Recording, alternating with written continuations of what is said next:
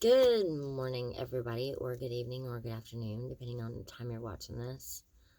It is 12:54 in the morning. It's January 18th, 2023.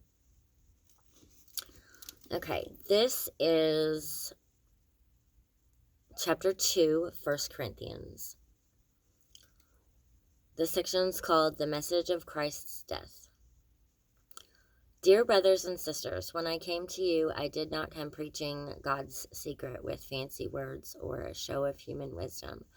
I decided that while I was with you, I would forget about everything except Jesus Christ and his death on the cross.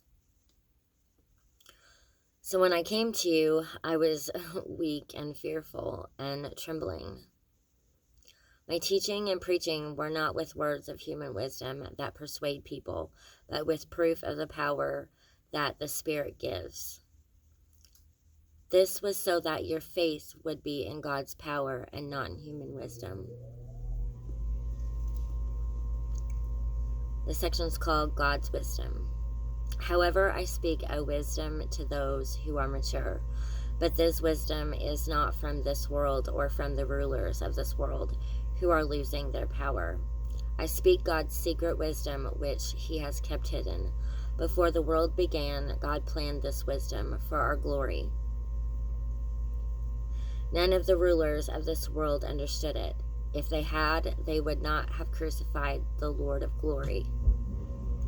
But as it is written in the scriptures, no one has ever seen this, and no one has ever heard about it. No one has ever imagined what God has prepared for those who love him. Isaiah 64:4. But God has shown us these things through the Spirit. The Spirit searches out all things, even the deep secrets of God. Who knows the thoughts that another person has? Only a person's spirit that lives within him knows his thoughts. It is the same with God. No one knows the thoughts of God except the Spirit of God. Now we did not receive the spirit of the world, but we received the Spirit that is from God, so that we can know all that God has given us. And we speak about these things not with words taught us by human wisdom, but the words taught us by the Spirit. And so we explain spiritual truths to spiritual people. A person who does not have the Spirit does not accept the truths that come from the Spirit of God. That person thinks they are foolish and cannot understand them, because they can only be judged to be true by the Spirit.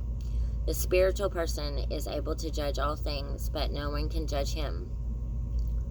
The scripture says, "Who has known the mind of the Lord? Who has been able to teach him?" Isaiah 40, verse 13. But we have the mind of Christ.